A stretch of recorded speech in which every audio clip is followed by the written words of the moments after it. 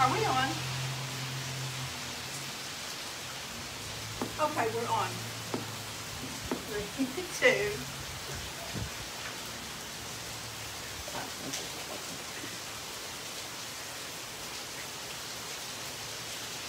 Nicole, can you tell if we're on? We are? Okay. Okay. First of all, we're doing a mic check first. So we're going to wait a few minutes to let some more people hop on. So let's do a mic check. Pat, are you on? Are you watching? She is here. Tell us how the sound is for right now. We're using the mic outside because of the chicken trucks. And the mufflers. Can you hear me?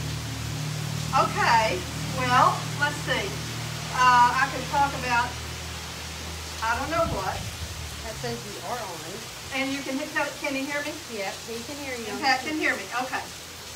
Okay, we're going to wait a few minutes, let more people hop on, and then we'll get started. He says sound is okay, cannot hear vehicles. There's not any at the moment, Pat. Well, that's because nobody's going by. Give it a minute. In fact, I'll probably pause if I hear a really loud one. Sandra Lotharp can hear you.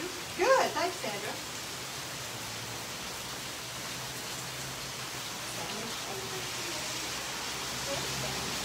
Good. Oh, Dana's there. Dana's in D.C. Hi, Dana. Crystal's watching. Glad you're there. Crystal. Okay, great. Perfect. Good. Okay. You tell me when to go, Mr. Director. Pat said he saw several go by and apparently still hears you. Okay. Are we ready to go? Okay. Well, welcome to the second episode of the series, which is called Pocahontas Is. The series, as we told you before, is sponsored by Five Rivers Historic Preservation. And if you have an interest in history, or if you just love Pocahontas and love Randolph County, we'd love for you to join us in Five Rivers. And so get in touch with us. There's a whole lot to do, and most of it's pretty fun. So in this episode of Pocahontas Is, it's beautiful and interesting historical homes. And tonight we're at the home which is known as the Carter House, or also the Smith House, at the corner of Thomasville Avenue and Church Street. So first, let me introduce myself. I'm Linda Bowlin. I'm a founding member of Five Rivers Historic Preservation. Our cameraman is a current officer in Historic Preservation. He's also the director, by the way, and his name is John Allen French. We have our producer here, and our producer is also an officer in Five Rivers, Allison Schachtel. And then we also have an assistant producer who's in charge of sound, Nicole Trueblood. So we're glad to have her here. She's over here. And she and I are going to try to keep from squeaking the sound system. All right. The caveats. We have researched this house. We have researched the type of house that it was. We've spoken with current residents and past residents, but we might get something wrong. And if we do get something wrong, make a nice comment about it and we'll correct it. Or not. Anyway, and also make comments if you want to during the live production, and give us some suggestions on what you would like to see next from these Facebook Live things. And a word to the cameraman: no close-ups. All right, here we go. Okay, after the Louisiana Purchase in 1803. When this land was brand new to the United States, and before Arkansas became a state, this ground that we're standing on and many more acres were purchased by one of our founders, Thomas O. Marr. As you know, he, along with Ransom Bettis and Thomas Drew, owned most of the land that has become Pocahontas. But Marr owned this land. Right here, I have an abstract of this land. And I want to show you, because it's real interesting. If you all have never looked at an abstract before, maybe we can get a close-up of this right here. This shows the United States to Thomas Drew, and the year over here is 1824. And although this one wasn't signed by the president, Martin Van Buren, sometimes abstracts are signed by the president, or either they're forged by the clerk. But this is a wonderful abstract. So this land was first purchased by an American in 1824, and it was Thomas Marr. Thomas Marr did not live here. He had a rural home place, though, and we believe that home place was up by the swimming pool, which would have been considered rural back then.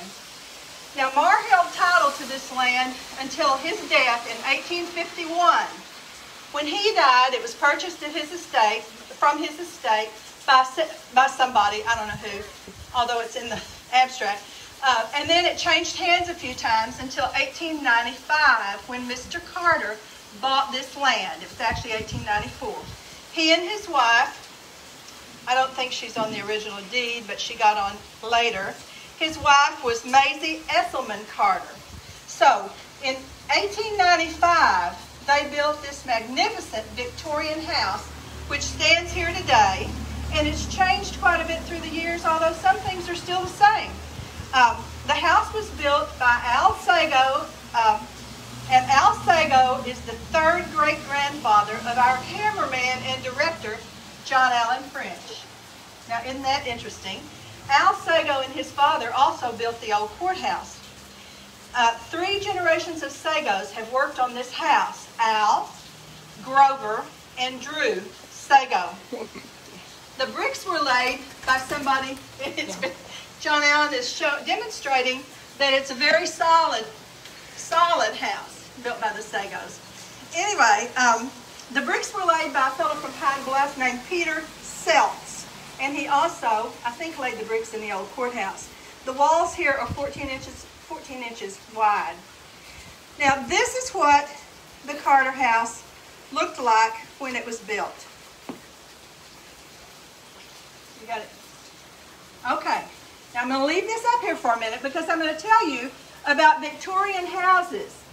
It's a classic Victorian house. They're characterized by 2 to 3 stories. They're large and imposing. They're asymmetrical in shape. They're usually made of wood or stone, but this one, of course, is brick. They had wide porches, and the porches wrapped around, and we're going to see that in a minute. And they had decorative railings, usually with gingerbread cutouts and spindles, and many Victorians had towers. And as you can see, this house used to have a tower, although it's been removed. Now, I will also say that the Victorian gingerbread porches have been removed also, and they've been replaced by the brick columns that you'll see on the house now. Okay, 3 families, only 3 families have lived in this house since 1895. The Carters lived here, and they owned it until 1955, so they owned it for 60 years. And then the Joseph H. Peters family bought the house, and they owned it until 1969. Now, some of you on Facebook, I want to tell you about the Joseph H. Peters family, because Joseph H. was the son of our beloved Joe Pete that owned the variety store. But his son, who grew up here, is Joe A. Peters, who we all see on Remember When in Pocahontas. And he puts those wonderful photographs on that Facebook page. Most of them taken by his father, who was a photographer. So we're going to talk more about the Peters in a little while. In 1969, then, that house was sold to Elwood Smith and his wife, Valley, and most of you will remember her, and they had 3 daughters, and they have owned the house for the past 50 years, and it's still in the hands of Elwood's daughter, Buddy. And Buddy's here tonight. I hope she'll jump on camera in a little while. So let's walk around this porch and go in the main entrance.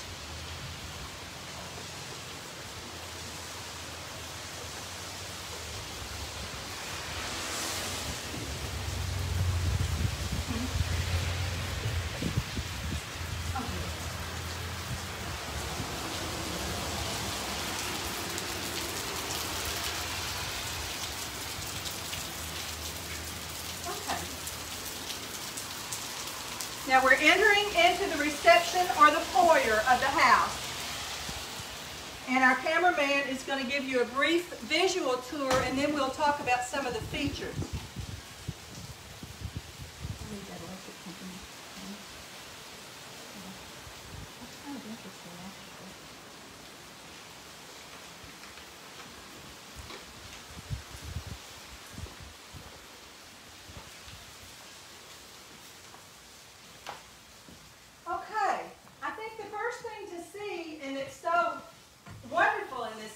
is this grand staircase. And this was common in the Victorian era to have a grand staircase. The beautiful carvings that you see on the staircase, including the newel post, the turned newel post, were done by a man named Tanner, who came here from Paducah, Kentucky in 1895. He came in a horse-drawn wagon with all of his carpentry tools specifically to do the carvings and all the woodwork in this room. Notice there's a light. You're going to have to get the camera. Notice there's a light on the staircase, and it's on a column there. Joe Peters told me that when he was a boy here, that it was very easy and very common to be running down this staircase and grab that light pole and sometimes maybe jerk it off. But anyway, it's beautiful, and I think it is of the Victorian era. I want to add here that that light is electric, that the light and the other lights in the house were powered by what's called a Delco system. It was a very early way to electrify houses using a generator and a bank of batteries. And let me show you this from the early 1900s. Can you see it? Okay, the Delco system. And you'll see down here a generator and a bank of batteries. And this house had that. And oddly, it had this Delco system when Mr. Carter was, in fact, one of the first people to help electrify, in a conventional sense, the houses in Pocahontas. Now, the other thing that Mr. Carter did, which is also interesting, is he brought water into houses. I'm not talking about the sewer system, but he brought running water into houses, and he had about 100 subscribers to his water, and this was obviously before city waterworks were developed, and cities were responsible for all that. Now, I wanted you to see and notice on the mantle, it's a double mantel fireplace, which is very lovely. Mantel 1, mantel 2, and it has ceramic tile on the front of the fireplace. I want you to notice the wainscoting, and no doubt this was carved and placed here by the gentleman from Paducah, Kentucky back in 1895. And wainscoting is traditionally about 1/3 the height of the wall. Well, I don't know about that in this case because all the ceilings in this house are 14 feet high on the ground floor. On the upper floor, they're 13 feet high. And I also want you to notice as we tour the house, the transom windows. Transoms, there are transoms over almost every door in this house. And transoms, of course, were to allow the passage of light and air when the doors are shut. And most of these still open in this house. And we'll demonstrate that in a little while, I think. But like in most old houses, they're all painted closed or the glass has been taken out. Now, let's move into the parlor, the music room, or what we might call the formal living room. And the cameraman is going to give you a visual tour first.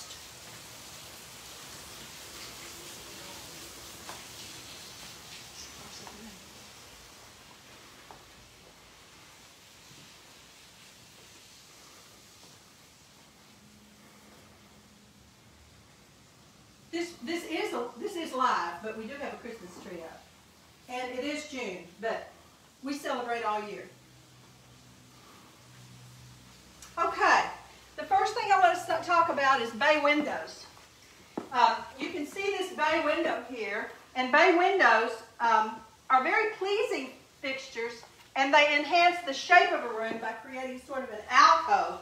But the original purpose of bay windows was to let more light in.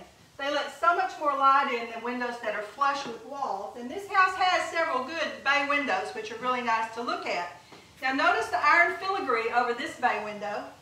And I don't know, I think it's iron, maybe it's wood. But anyway, I don't know if that was original to the house or not, but it's very lovely. Originally in this room, there hung a beautiful alabaster chandelier. And it was similar in size and appearance to one that's in the old State House in Little Rock. Unfortunately, it was broken during one time when they were servicing it or cleaning it or something. But next time I'm at the old courthouse, I'm going to look for a beautiful alabaster chandelier. So now I need to tell you about the piano. I'm going to bring the camera over here.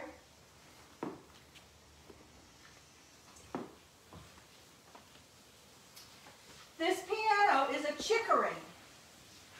My brother-in-law would die for this piano. In fact, he's been here several times and played it, and Buddy wouldn't sell it to him, or Elwood wouldn't, or something. But anyway, Chickerings are marvelous instruments, and they actually originated in the United States about 20 years before Steinway did. But this particular piano has a story to it, and Frank Bigger used to tell this. This is called the Bigger's piano. This piano was brought here by rail in the early 1920s by Tom Bigger, who was Frank's uncle. And it was bought specifically to be placed in the house catty-cornered across the street, which was built in 1922. Not that it matters, but okay. Tom Bigger brought the piano here. Tom Bigger died in the 60s, and at his estate sale, Red Mize, who, as you will recall, some of you remember, bought the Bigger's house. Now, the Bigger's house is catty-cornered across over there at the corner of Thomasville Avenue and Basin Street by the Methodist Church. So Red Mize bought the piano, and then Elwood Smith bought it from Red Mize sometime after he bought the house. Now, Valley Smith and Frida Carolyn Smith, the daughter, were both pianists, and they gave piano lessons here. Someone told me recently that she had piano lessons by Frida Carolyn Smith here on this piano. Well, we don't know where the Carters' piano was placed, possibly here, but the Carters did have a piano. Their daughter Louise also taught piano lessons and had recitals in this house, and she was a very talented musician. So now we'll move on into the grand dining room. Notice the pocket doors as we go through.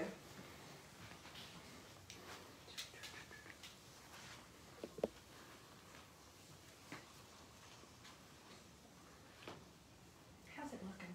Is it okay? Well, that's the Christmas tree.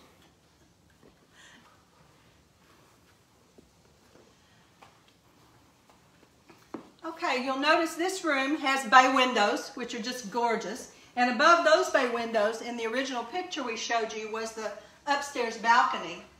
In addition to that, this is a gorgeous chandelier, and I don't know if you'll be able to see it real well, but it looks like it's of that era, and I bet you it was one of those from the Delco system. But it's just beautiful. And this room is large and great. Now there's some wonderful pieces of furniture here in this house.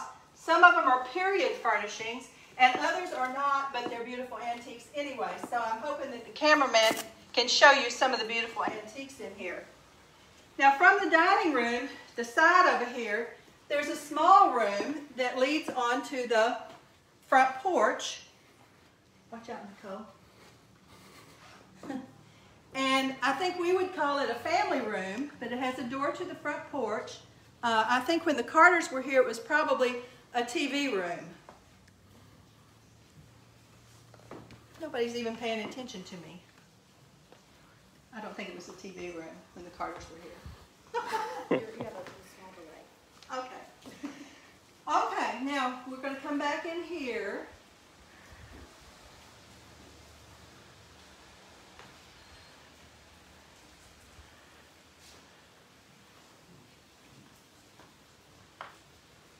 And we're going to go into the kitchen. Was that a close-up? Okay. The kitchen has a door to the side porch, and the porch outside that door faces the Baptist church. This is the Church Street side. And there's a lot of interesting things in this kitchen, although of course it's been modernized. Who can do without a microwave and those kinds of things? But one interesting feature here is this staircase that goes up to the back of the upstairs, where no doubt the maid lived years and years and years ago. And there's a small bedroom up there that may have been the maid's room. Of course, we're just imagining that, but I think may be true. But anyway, it's an interesting feature. Another interesting feature here, and I don't know if it's original, is the icebox. And oddly, Mr. Carter owned the Ice and Electric Company, which is an odd combination.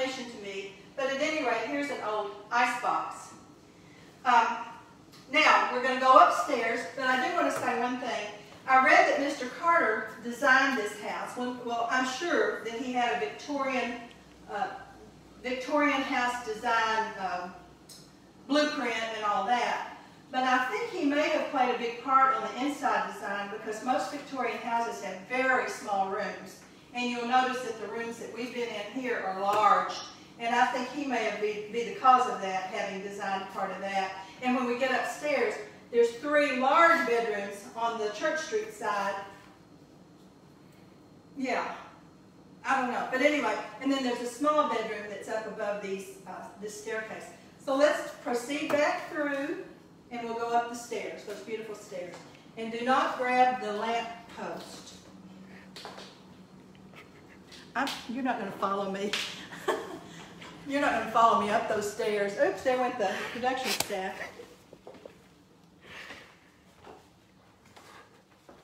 Let me see what's next.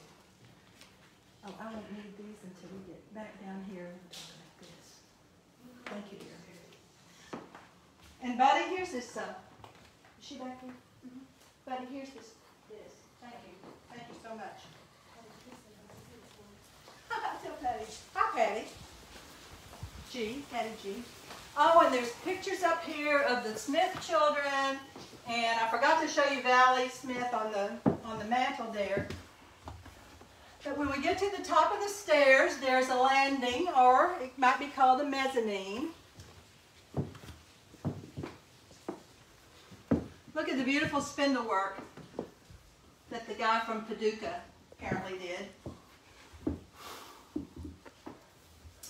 And where the bookcase is, over there in the corner, Min Carter had his roll-top desk. And in his roll-top desk was some letterhead, even though he had been dead for several years, his letterhead showing that he was president of the bank. Now, are you pointing over there? Anyway, that roll-top desk is in our museum, so this gives me a good chance to put a plug in for the museum to go and see Min Carter's roll-top desk. And this is the first bedroom. Notice the wonderful bay window area, which is a sleeping alcove, which I think is really cool.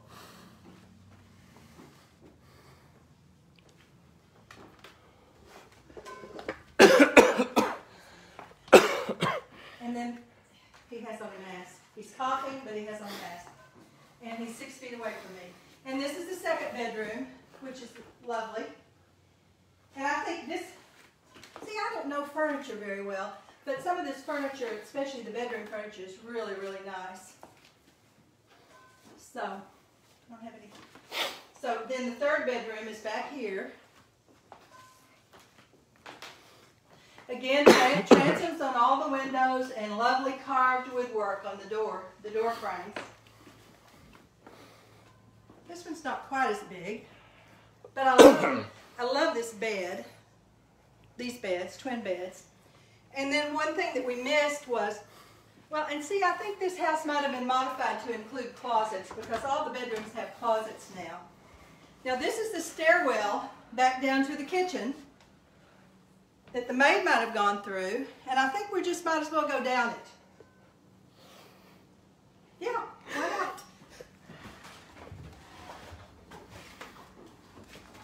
Okay, can you see? I mean, I hope my cameraman doesn't fall, but it's kind of fun to go down. Well, you can't see anything. Now, do you see where we are? That door is a little hard to push open. I'm stuck. Go down. Go on. Well, it is a narrow staircase, and it's okay. Okay, and now we're back in the kitchen. Okay.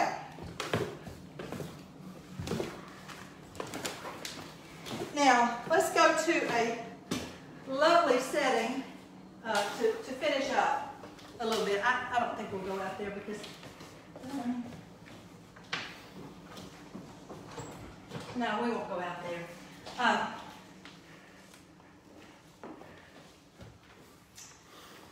Okay. Now, I want to say a few words about the residents who have lived in this house.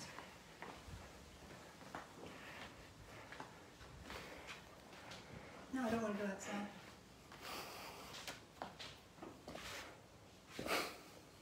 But I will need my props. Okay, I need both of them. There's two of them.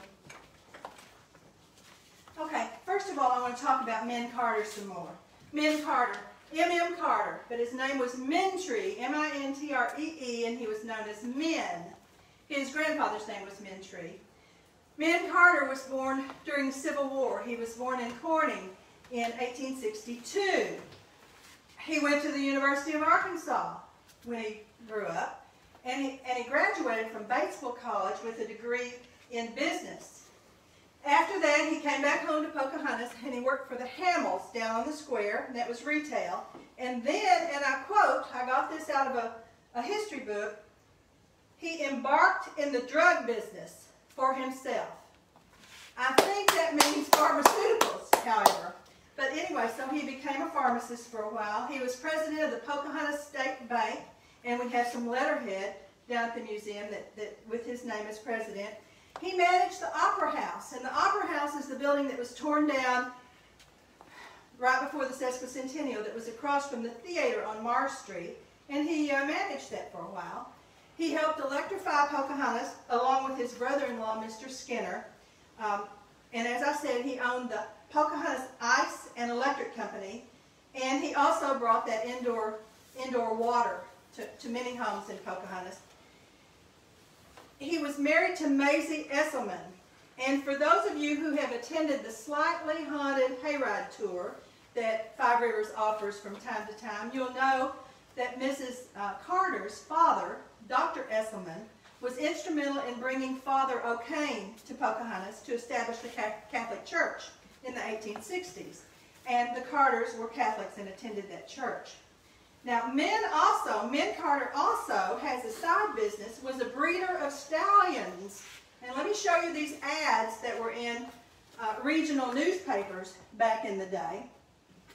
That one is an ad for French draft horses, which he had here that were imported. And you'll notice what he did was he offered a stud service, and for the French draft horses as well as these German imported horses, it charged $10 for the stud service, and to guarantee a foal with another $5 or $15. And in addition to horses, he also had donkeys, and so he charged $8 for a donkey stud service, and then $10 to guarantee a foal with the donkeys. And I don't know if they produced other donkeys or if they produced mules. But anyway, that's what he did as a side business, which I thought was really interesting. And as I said, those ads appeared in regional newspapers and nationwide newspapers, and his stallions were known far and wide. Now, he kept his stallions in stables behind the house. Mr. Carter died in 1925. Now, his wife stayed on until 55, but he died in 1925. And after he died, behind the house here was still an animal lot, but it was a livestock lot. And it was big, and it was smelly, and it was muddy, and it was just horrible. And it was used to house animals that the bank would repossess, because in the Depression, people would put the animals up for collateral, and then they would default on their loans. And anyway, it was just a big old mess. Well, Joe Peters, who we see on Remember When in Pocahontas, told me in his family lore that his grandfather, Joe Pete, who lived on Church Street, a couple of houses down, hated having that livestock lot right there in his front yard. So he offered to buy it from Miss Carter. He bought the lot, and thereafter he built that beautiful rock house that stands behind this house. And he lived there. Joe Pete and his wife Blanche lived there in that rock house, at least until Joe Pete died in 1961. So all of you will be familiar with that house. But that's where, that may be where the stallion stables were, but it's for sure where the livestock lot was. And most of you, this will make you very nostalgic. It did me. This is Joe Pete, Joe Peter's grandfather. And of course, this is Peter's Variety Store. And Peter's Variety Store was opened in, am I turning it wrong? Was opened in, I think, 1924 by Joe Pete's grandfather. And it closed in 1994 when Joe Pete's daughter, Catherine, passed away. So this is a bit of nostalgia here. And that's a little bit about the Carter family. And it's a little bit about Joe Pete's family. And now about Elwood Smith. Elwood Smith bought the home, as I said, around 1969, and he lived here with his family. He was the owner of Ford Garage. He was an original board member of Pocahontas Housing Authority, and upon his death in 2009, his family established a BRTC scholarship in auto mechanics. And I want to say a final word about all this. This statement appeared in the 1910 Directory of Pocahontas, and that's a book that describes many of the residents here, and there's information in there about Mr. Carter. And at the end of Mr. Carter's little paragraph, it reads, "His handsome residence helps adorn the city of Pocahontas." We need to be mindful of things that adorn our beautiful town. And we need to endeavor to keep them, as many of them as we can, because what makes our place special, a special place to almost everyone who has ever lived here, are the structures that adorn our beautiful town. So, with that, we want to thank Betty Cooper, Mr. Smith's daughter, for allowing us to tour the beautiful house. I want to thank Joe A. Peters for some very helpful information and photographs and some insight.